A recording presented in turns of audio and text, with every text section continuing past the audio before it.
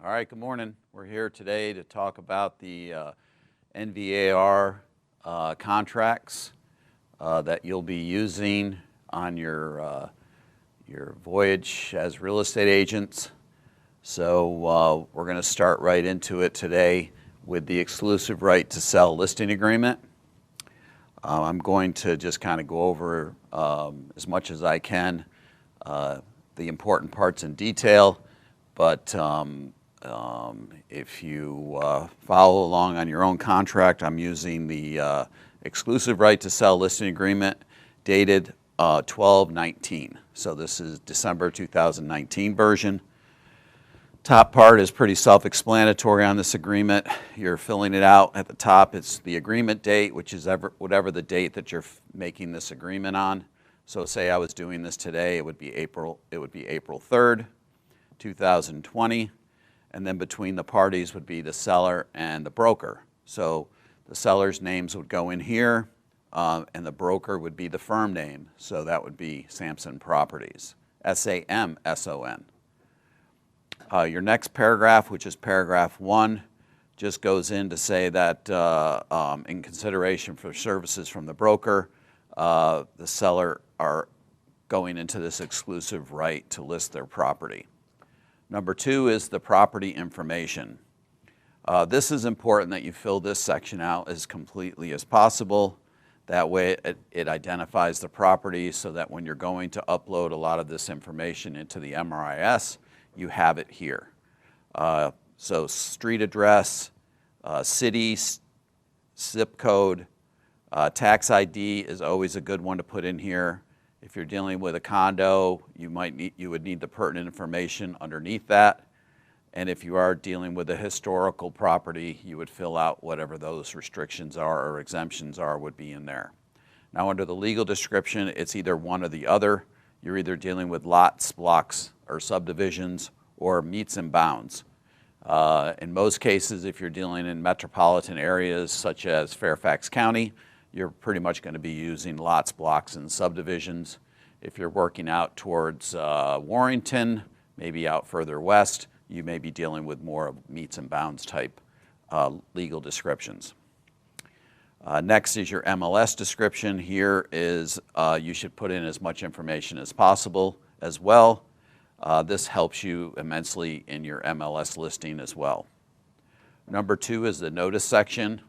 A lot of people leave this section blank, but it's really important to fill this out because once it's uploaded into our company .loop here, if you were ever to go out of town, if something were ever to happen to you, this gives us the information so that we can get in touch with the seller. So make sure you fill this section out with as much information as possible. And the same with the firm information, because that gives the information for our firm to the seller. Number 4 is the terms of the agreement. Yes, Robert. So I have a question here. If we're a member of GCAR, do we have to use their form versus the NVAR form? Well, I think in Northern Virginia or Virginia, you have either the NVAR forms or the VAR forms. I think GCAR are DC and Maryland. And then some of the GCAR forms are for certain areas of Maryland. I'm not up on the Maryland stuff, so this is mainly Virginia. So if you're working in Virginia, Arlington, Old Town Alexandria, it's probably preferred that you use the NVAR forms, whether you have access to them or not. I would say all of these forms are in the Samson master folder in .loop. You may not have access to the actual NVAR library, but if you are a Virginia agent, you do have access to the VAR forms. So you would have access to those if you're a Virginia licensee. So hope that answers your question. I'm sorry, I read this wrong. So not GCAR, CAAR, Charlottesville. I have no idea. I would say in regards to that question, that's a central, probably the same thing holds true as well for that. All these forms for NVAR are loaded up in the Samson master folder. So you should be able to have access through them. if you're not an NVAR member, you wouldn't probably have access to that folder. Some of the areas have jurisdictional reciprocity. I think the Dulles Area Association of Realtors would have access to NVAR forms because there's some sort of reciprocity thing, but I don't think the CAR does. So, but they are in the Sampson master folder in dot loop. Number 4 is terms of agreement. Here you're just filling out what the terms are in regards to when this listing agreement expires. So in most cases, most people use 90 days. You can use longer, you can be shorter, but I would say as a rule, you would probably want to do somewhere around 90 days. So in there, you would want to write a date. It's normally best to write a date in there instead of stuff like TBD or 90 days from activation in the MLS. Normally not the best terms to use in that paragraph. If you know you're going to be on the market on a certain day and it's 2 weeks away and you want to, I would make your agreement to 90 days from the date you're actually going live in the MLS. Number 5 is your listing price. Self-explanatory here. A lot of people send this in sometimes as TBD. I would recommend that you put a price in here when you're getting the seller to sign off on this agreement. It saves you from having to submit a listing amendment later on in order to establish the price. So try and put a price in here. If you change the price later, you'll have to do a listing amendment anyways. So you might as well come to a consensus on the price here and write it in, and save yourself from doing TBD and then forgetting about it later. Number 6 goes into all your conveyances. 6 talks about the personal properties. Now remember, as you're reading through paragraph 6A, it says that the following personal property and fixtures, if existing. So if it's existing, so when you're writing up this agreement, if it has heating, air conditioning, plumbing, lighting fixtures, sub pump, attic, exhaust fans, storm windows, storm doors, screens, installed wall-to-wall carpeting, window shades, blinds, window treatment hardware, smoke and heat detectors, TV antennas, exterior shrubs, and trees. And then, unless otherwise agreed upon, all surface or wall-mounted electronic devices do not convey. So remember, if they have a flat screen TV on the property and you're trying to sell the property and they're planning on taking those flat screens with them, this is fine.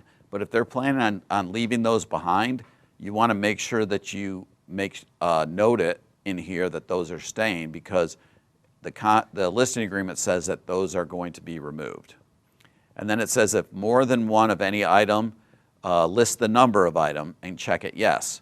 So for the most part, a lot of this stuff would be 1, and you wouldn't need to write in the 1. But for a lot of times with garage door openers and remotes, those numbers may be 2. Refrigerators, maybe you might have 2 because someone might have an extra fridge in the garage or in the basement. So just to note what conveys twice. B is your as-is items. If you have any items that are as-is in the property, a lot of times you'll see in this category like humidifiers or dehumidifiers, alarm systems, those type of things, people would convey as is. Number C, as is marketing. This is noting whether or not the seller wants you to advertise the property as is. Now there's some benefits of conveying the property as is. The seller doesn't have to do home repairs and stuff like that, but the disadvantage of selling a property as is, of course, you'll get a significantly amount of money less conveying a property as is sometimes due to the amount of work associated with that property. You may find the seller may have $30,000 or $40,000 worth of maintenance to do to the property, and they'll convey it as is, and the property sells for X amount of dollars.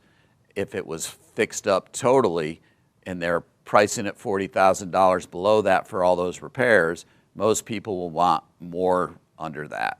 So a lot of times it's worth doing the repairs if the seller has the money. Number D is leased items. systems and or service contracts. Here you would list anything that the seller has already prepaid or has leased, such as like propane tanks that might be in the back for a propane furnace or a propane fireplace. Any type of contracts they might have. Maybe they paid for an annual lawn contract. It's prepaid for the year, and the fertilizer guy's still going to come 2 or 3 times for the course of the year. You would want to convey those because most companies don't reimburse it, so they would get it. It's good to outline it here. Number 7 is a home warranty. Here it's self-explanatory. If you're offering a home warranty, then I would put it in here and what the cost isn't to exceed. The benefits of having a home warranty during the listing period is that it covers the seller for any things that might happen to the property during the course of the listing, and can help with home inspection repair items if they're not pre-existing conditions and unknown at the time of enacting the home warranty. 8, utilities. Self-explanatory here. You're just picking the sources of all the different utilities in regards to either gas, electric, oil. So fill this out, and then under here, if it is part of a septic system, you would put in here that it is septic and approved for how many bedrooms. It's good to know how many bedrooms your septic system is approved for, because when you're listing it in the MLS, if you're listing a house that has 4 bedrooms and it's only approved for a 3-bedroom septic, you have to be careful about listing in the MLS as a 4-bedroom due to the fact that the septic system is only approved for 4. So check with the county tax record. It should tell you what the septic level is, and this should be written in here. If it is a non-conventional or an alternative system, you would check the box whether it's operating under a waiver from the State Board of Health, because sometimes that's good to know too, because sometimes those waivers don't transfer from seller to seller. So you would want to know the facts on that waiver, whether it's grandfathered in for the whole life of the property or if it's just grandfathered in for that particular seller. Number 9 are brokerage duties. These are the duties that the broker will perform during the life of this listing agreement. A is they'll protect and promote the interests of the seller and shall provide seller with services consistent with the standards and practice and competence that are reasonably expected of a licensee engaged in the business of real estate brokerage. So remember, as a real estate you are bound by the rules of the MLS, the Code of Ethics, the National Association of Realtors, and the Code of Virginia, and our regional rules and regulations for the electronic lockbox system. Number B is the broker shall use reasonable effort and due diligence to seek buyers for the property at the price and terms stated herein or otherwise accepted by the seller. Number C is you'll market the property at the broker's discretion without limitations, descriptions, interior and exterior photos, and appropriate advertised media such as publications, mailings, brochures, internet sites provided herein. Of course, the sellers sometimes have a lot of input in regards to where they want their property listed, so work with the seller in regards to putting the property where they would like it as well. The broker will present written offers or counter offers. That doesn't mean you can't present verbal offers. Sometimes you'll get someone that'll call you and say, hey, I got a client that's interested, and they're giving you a verbal offer. News alert, most of the time when they're calling you with a verbal offer, it's normally less than what you're asking for on the price. So they don't want to be bothered with putting an offer in because it's normally maybe significantly less than what you're asking for. So it's always good to present it, see what the seller says, tell the buyer's agent whether or not to present it or not, or write it up, and move on. E, broker shall not market property, show in or permit showings after the property is subject to a ratified contract of sale, unless otherwise instructed by the seller in writing. So we don't have to show it after we take a contract. However, in Bright, it does allow you to go to active under contract, which active under contract means you're still allowing showings. So if the seller wants showings and is still looking for maybe a backup offer, when you put it into Bright, you have to put it into active under contract. If your seller doesn't want showings at all, you would want to switch that status to pending in Bright. Number F, broker shall account for all monies that they receive. So any earnest money deposit received would have to be accounted for as well. And G is the broker shall show property during reasonable hours to prospective buyers and shall accompany or accommodate as needed other real estate licensees. And then here you would write in whatever the showing instructions are that you're going to put in the MLS. So 1 hour advance notice, 2 hours advance notice, whatever those showing instructions, they should be in here. If you're using showing time, which I would highly recommend, it's all automated. You can set all those parameters up in showing time, and your clients get a text message to their phone asking for a showing. They can confirm it right on their phone. So you would set all those parameters up right here. Whether or not the next two are whether or not they want to allow an electronic lockbox, and whether or not they're okay with you putting a sign up. And you would check those boxes as needed. Electronic, remember here it says electronic lockbox. This is not good for combination boxes. If you're planning on using a combo box on your listing, you would want to get separate authorization from the seller in order to do that. The reason being is because the combo box does not register who's come into the property. So you want to make sure that the seller has knowledge that people will be going in and out using that code, and that there's a possibility, you may or may not know who those people are. So you can write it in the other terms of your listing agreement, or you could do a separate agreement that says that the seller requests a combination box, and for whatever reason that is. Number 10 is marketing, MLS, internet advertising. Here is where you'll know how you're going to advertise the property. The seller authorizes or does not authorize broker to market the property via the MLS. Of course, we're all going to check that box, yes, right? There are some occasions where you're not going to want to market the property in the MLS. Say the tenant is buying the property, you're representing the landlord's selling the property, and they want you to help them out. You're just putting an agreement together in order to represent the landlord in that transaction. You would not market the property in the MLS. There may be another reason why the seller might not want it marketed in the MLS. Remember, if you don't market in the MLS and you're doing more of I don't want to call it a pocket listing, but an office exclusive listing, you'll need to have the waiver filled out that's on the MRIS website and send that in so that you don't incur that $5,000 fine for marketing property outside the MLS. Number 1 pretty much says that the seller authorizes the broker to market the property in the MLS and shall disseminate via MLS information regarding the property, the list price, the sale price, all terms, status updates, and here is where you're going to check either within 3 days or on or before whatever the date is you plan to have the property on the market. In either event, the broker shall enter the listing information into the MLS within 1 business day of public marketing of the property. And I'm going to read this to you so you get it. Public marketing includes, but is not limited to, displaying flyers in windows, yard signs, digital marketing on public-facing websites, brokerage websites displays, including internet data exchange and virtual office websites, digital communication marketing, email blasts, multi-brokerage listing sharing networks, and applications available to the general public.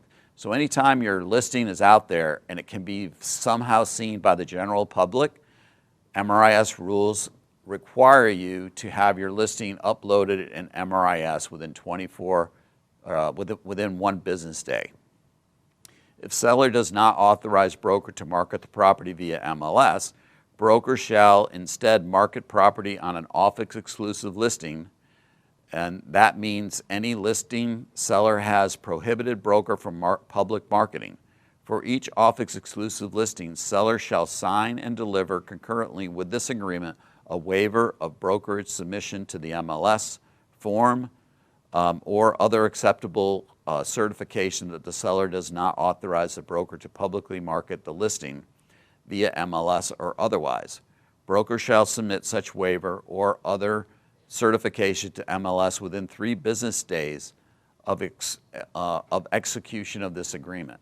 So remember, if you're not going to market in the MLS, you have to do that office exclusion waiver. Number B, the seller authorizes or does not authorize broker marketing property through the MLS to also make listing data available to third-party websites. So if you want your listing to go out to all the different marketing medias like Trulia, Zillow, I can go through 50 of them. If you want your listing to go out syndicated, you have to check this box yes for the seller. Number C, in the event the seller has opted into marketing property in the MLS, as stated above, the seller, the broker is hereby authorized to submit the marketing property as follows. So here you also have to check where they want it marketed. Me personally, I recommend you check all these boxes, yes. If you want maximum exposure to your listing, this is where you get it. Some people check various boxes. I see them come through when I'm signing, but I highly recommend you check all of them for seller authorizes. So whether or not they want the display of the property address on the internet. You want people to know generally where the property is, right? The next one is does or does not authorize the display of unedited comments or reviews of the property. Of course, when you first read this, everybody says oh, God, Lord, I don't want people writing reviews of my property, especially if it's property that needs some work, right? Well, most of the time, people aren't sitting there writing reviews on properties. This is just letting you know that there's websites out there that do have real estate listings showing on them, but they also allow blogging features on these websites as well. So of course, they're unedited comments because they're allowed to freely talk about different real estate issues. Most of the time, I would say 99.9% of the time, they're not talking about your particular home. But because there are those type of features on that website, they have to tell you that. And a lot of people check no because it's kind of scary, but I don't think it's going to affect your listing. The next one is the seller authorizes or does not authorize display of automatic estimates of the property value. A lot of people will call and say, hey, Steve, my listing's not on Zillow or other websites that might have those type of things. And a lot of times it's because they checked the box no in here. Their listing for some reason didn't get to Zillow. So if you want your listing out there, once again, I recommend that you check all these boxes yes. That way they get maximum exposure. D, seller authorizes or does not authorize broker to list property under the coming soon. So if you're gonna do coming soon, you would check the box that they authorize coming soon. If seller authorized broker to list property under coming soon status in the MLS, broker shall list the property under that status in the MLS within 3 days of commencement of this agreement or on or before whatever that date is. So you can only be in the MLS for 21 days. So if you know the seller is 6 weeks, you got this listing agreement signed today, and you know the seller is 6 weeks away from having his property ready for sale. You don't want to put your sign up. You don't want to do all that stuff because why? You only have 21 days in MLS in order to be under coming soon.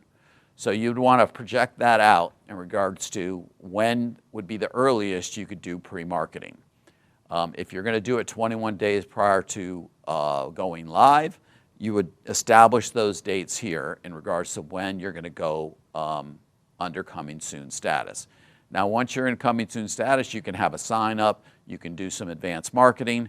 But remember, MRIS rules prohibit any advertising or any type of public advertising on a property.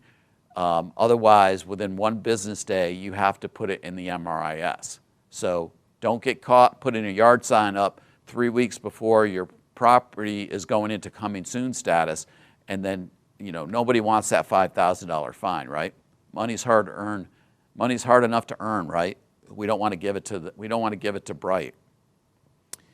And then E is during the term of this agreement, seller may by written notice to the broker, authorized broker to enable or disable use of any feature. So if you do check them all and then the seller later on comes back and says, hey, I don't want my property on Zillow or wherever, you could uncheck certain boxes in order to reduce the exposure of that particular property. Number 11, types of real estate representation, disclosure and informed consent. The seller representation occurs by virtue of this agreement, right? When you have a listing agreement in place with the seller, you are a representative of the seller. So even when you're doing an open house, you're there for the seller, right? You're representing the seller. You got buyers coming in, they're unrepresented people. They're coming into your party, into your open house, they're looking around. So they're either unrepresented or they could be represented by another agent who is not with them, but they're just out looking. Buyer representation occurs when buyers contract to use the service of their own broker, known as a buyer's rep. So you could have, as we all know, we work on both sides a lot of times. We're listing agents and we're buyer reps. So it depends on what type of agreement we're doing. For this particular agreement, we're the seller's representative. Designated representation occurs when, yes, sir. So a question come in. So what can you do during coming soon? Why do it at all? That's a good question. I mean, during coming soon, as long as in the MLS, right? But of course, once you put it in the MLS, you can't show it. You can't allow anybody into the property. It's only in MRIS under coming soon. But you can pre-market it. You can get everything rolling. There's a lot of debate in regards to its usefulness. My personal opinion on coming soon is once you put it into coming soon status, it's great for, I would say, 3 to 5 days. It gives you the momentum of going on the market and lets people out there know that that property is coming up on a certain day, because you have to put the date that you're planning on putting the property live. So if you put it on the market in coming soon status, say on a Monday or a Tuesday, and you're going to go live on Thursday or Friday, it kind of builds up the momentum throughout the week. So that way when you do go live on Thursday or Friday, people know that it's coming. Unlike sometimes if you just flick the switch on Thursday and all of a sudden it pops on the MRIS that day, people are kind of scrambling. But I'm not a big fan of a long coming soon period. Because I think you lose your momentum the longer you have that property in the coming soon status. But that's just me. You can't market a property before. You only have 1 business day now to get your property in the MLS, whether it's coming soon or active, when you're doing any type of marketing. So the rules have changed back in October. The National Association of Realtors is trying to get away from office exclusive listings or listing agents that are trying to get both sides of the deal, and they're pretty much putting the property on the market and advertising it without putting the MRIS and capturing both sides of the commission. So unfortunately, it's the world we live in. Can't tell you anything more than that. So also, then what does pre-marketing mean if you can't advertise? Well, during the coming soon period is your pre-marketing. You can advertise all you want. You're free to do all the advertisement you want in regards to the property. However, the rules of Bright MRIS do not allow you to show the property during the coming soon period. Because if you're showing the property during the coming soon period, it's active. So the expectation is if you're showing it, you should be showing it to everybody, and you should have the status to active.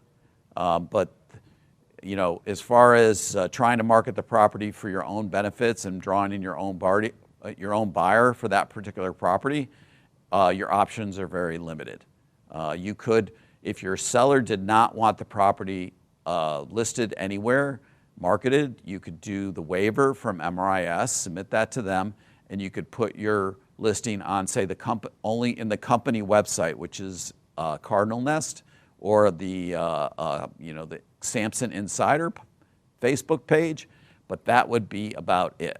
Other than that, once you go live in the ML, or once you go into the coming soon status, you're free to market the property any way you see fit or any way you want to. However, that's just the rules that we have to play by. The next one is designate. We're still under paragraph 11, which is designated representation. Of course, designated representation occurs when we have a buyer's agent and a listing agent, and they're both represented by the same firm. So so here it's just letting the seller know that in order, if there are buyers out there and they're buyers with Sampson, we want them to decide whether or not they want to allow those buyers agents to come in. And of course you do, right? Sampson has close to 3,000 agents. You don't want to strike out and say no and not allow those Sampson agents to show your listing, right? So you want to talk to your seller, say, hey, it's a designated representation. I would be representing you as the seller. Another Sampson agent would be representing the buyer. I would hold your interest in hand. They would hold the buyer's interest at hand. And kind of let them know. So I would highly recommend you say the seller consents to designated representation. The next one is dual representation. Of course, the company tries to limit dual representation, which means I'm getting you to sign this listing agreement today, and I'm going to be your representative. But hey, if a buyer walks in the door tomorrow and they don't have an agent, I'm going to sign them up as a buyer agent, and then they're going to write an offer on and I'm going to be a dual agent, which means I represent both you, the seller, and represent you, the buyer, at the same time. But we all know that during dual representation, you're really just an intermediary. You really can't represent either party. You've kind of handcuffed yourself in regards to what you overall can and can't do. The company would prefer, if an unrepresented party comes in, that you treat them as unrepresented and continue your brokerage relationship with the one party, i.e. the seller, and then move forward. But there are those circumstances where you may already have a pre-existing buyer client who is interested in a listing that you just put on the market, and you have no option at that point. But I'm not a dual agent on any of my transactions, so I always check the box that the seller does not consent to dual agency, just because I'm uncomfortable with it. But that doesn't mean I can't sell my own listings. I've done it many times, and in all cases, they've been unrepresented parties. Number 12, compensation is broker compensation. Paragraph A here says that the seller shall, and there's a lot of confusion on this paragraph, so I'm going to kind of explain it. The seller shall pay the broker in cash total compensation of, and whatever that total compensation of is. So if you're charging your seller whatever percent total compensation, which includes the amount you're paying out to the buyer's agent here. So if you're paying out X amount of dollars to the buyer's agent, which the company policy is that you pay out at least 2.5% to the buyer's agent, whatever you're charging total should be listed here. You should also add in the 345 fee here as well.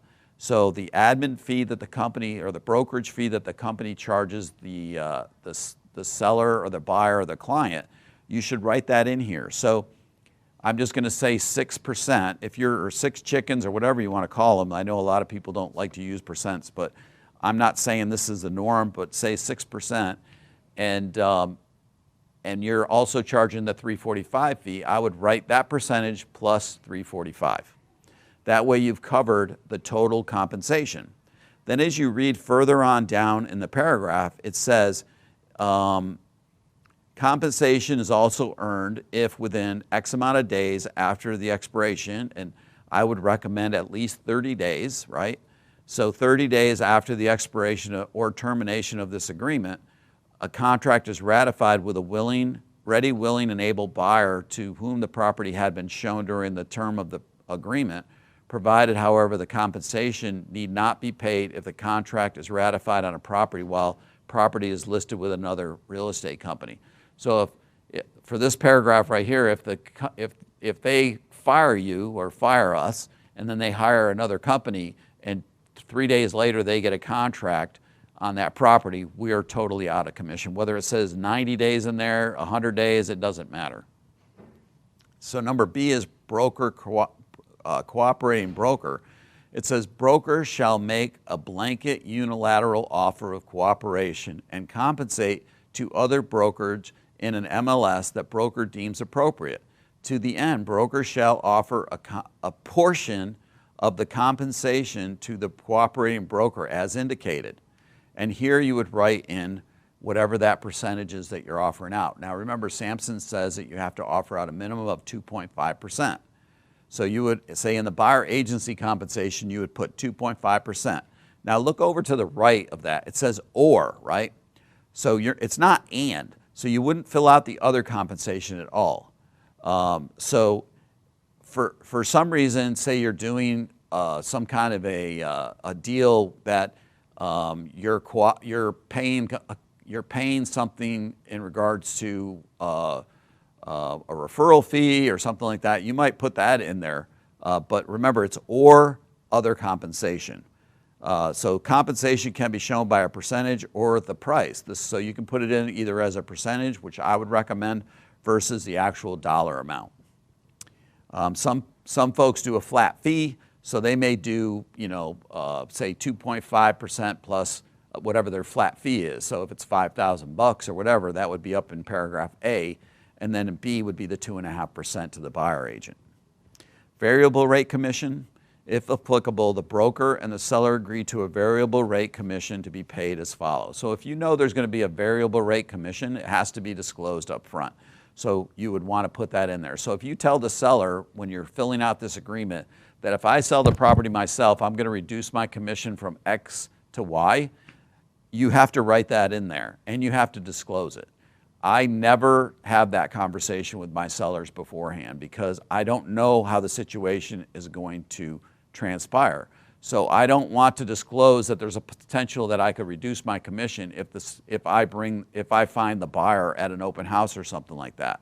So I always tell the seller if they bring that up, hey, will you reduce your commission if you sell the property yourself to an unrepresented buyer? And I always tell them, well, we'll see what happens when we get to that, because a lot of times when people are writing an offer without an agent, they're putting an offer in lower than the asking price. So sometimes you have to use that commission in order to offset the seller's losses in order to get the price back up to the price that they're asking for. So I don't ever use it, but if you do, you have to disclose it not only here, but in the MRIS. Retainer fee, if you are charging a retainer fee, you would put that amount in here and whether or not it's subtracted from the total compensation. If you do take a retainer fee at the time you have this listing agreement signed, it has to go to Sampson Properties and you turn it in just like you would an escrow check. Early termination. If there is an early termination, like for whatever reason the seller decides to fire you for no reason whatsoever, they just woke up one day and they're in a bad mood, they call you up and they say, hey, take your sign out, take your lockbox off, I don't want to sell my property today. If you put in a fee right here in regards to your early termination, I would write that in there. A lot of people write in what they anticipate their actual costs are. So in the first, most of our costs are up front for the first week or two, so to speak. So pictures, this, that, and the other thing. If you know you're paying about $1,000 or $1,200 in fees, you would probably want to put that amount in there so that way if you spend all that money and then they get rid of you, you get compensated for that amount. 13 says confidential information. Just let you know that all the information that the seller tells you is confident. 14, authorization to disclose other offers. Here is where you're checking the box whether or not the seller is authorizing you to disclose other offers. So if I call you as a buyer agent and say, hey, my client's putting an offer in, do you have any other offers in hand? If the box is checked yes, then you have to tell me. If it's checked no, you just say the seller has not authorized me to disclose that information to you. Number 15 is compliance with fair housing. Number 16 is whether or not your seller is part of a relocation service. If they are, you would fill this in. Number 17, whether or not the property is part of a condominium association. You would fill this in as much as possible. And who's going to order the condo association docs? Yes. So I have a question. What is considered good cause for terminating the contract early? Well, that would go back to paragraph, I think it's 9, right? What it says your duties are in regards to your brokerage services. So if you go back in the contract to paragraph 9, which says brokerage duties, if you're not performing those brokerage duties, then that would be considered cause. If the seller just is being unreasonable and driving you to the brink of destruction, and they decide that they can't, I mean, sometimes there's personal problems, right? I mean, we can't avoid it. We don't mesh well with everybody on the planet. So there are going to be times when you're going to meet up with a seller or a buyer or whatever that you just don't rub well with. I've had them as well. So, I mean, sometimes the seller will come to you and say, hey, Steve, this is just not working out for me. And they'll ask you to dissolve your relationship with them. And you can decide yes or no. That's why the early termination fee is a good thing to have in your agreement, because if you do have it in there, you could say, yeah, I understand this isn't working out well for us. You know, if you'll cut me a check or cut Sampson Properties a check for $1,000, I'll be on my merry way and we'll send you over a release ASAP. Number 18 is your property owners association.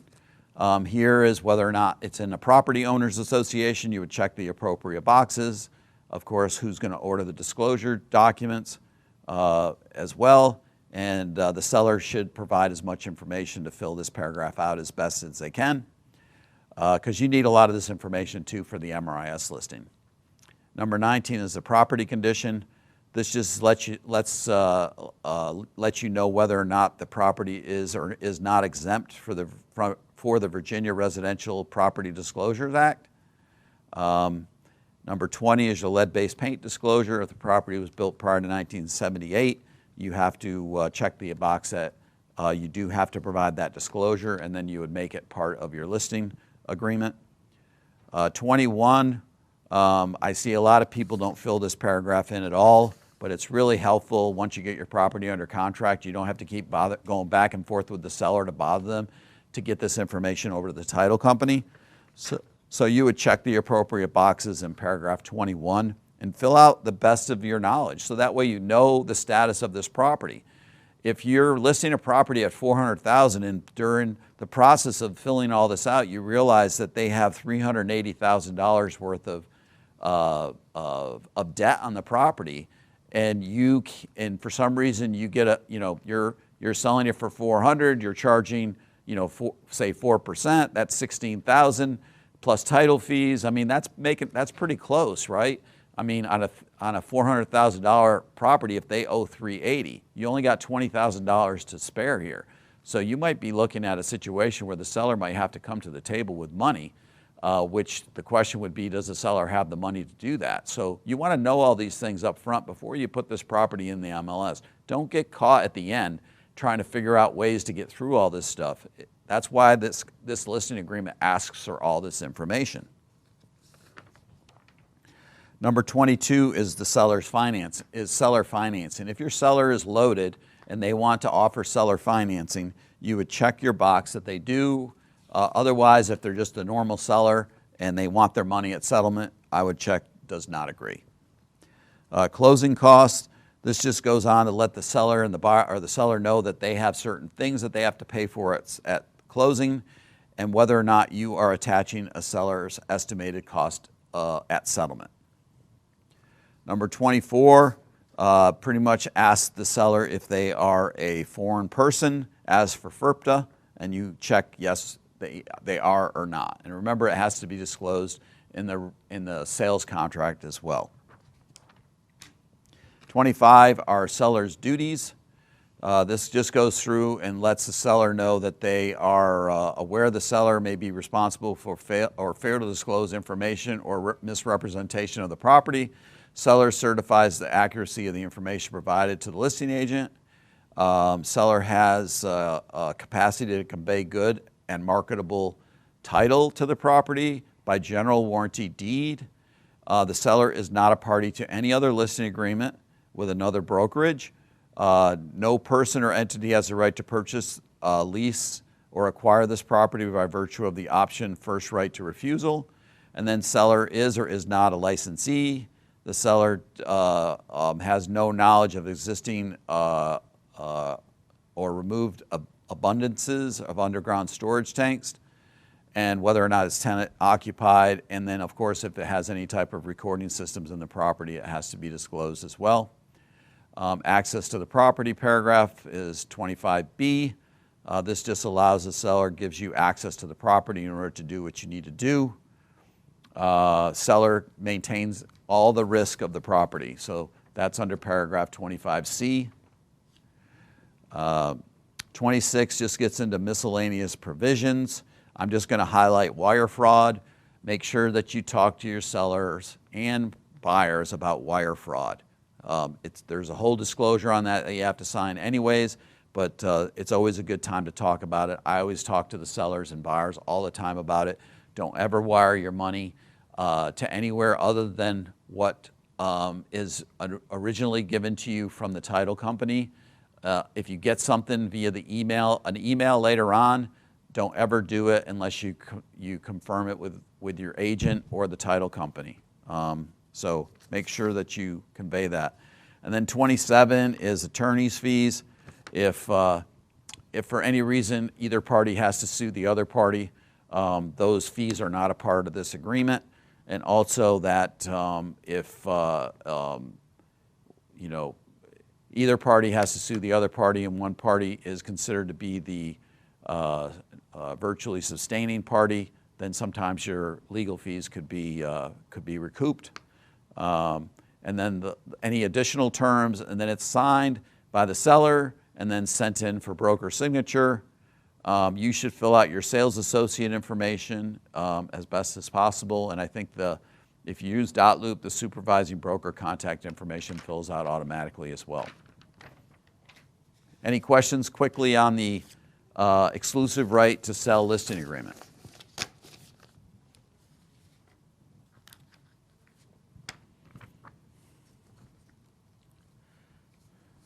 All right, if not, we're moving on.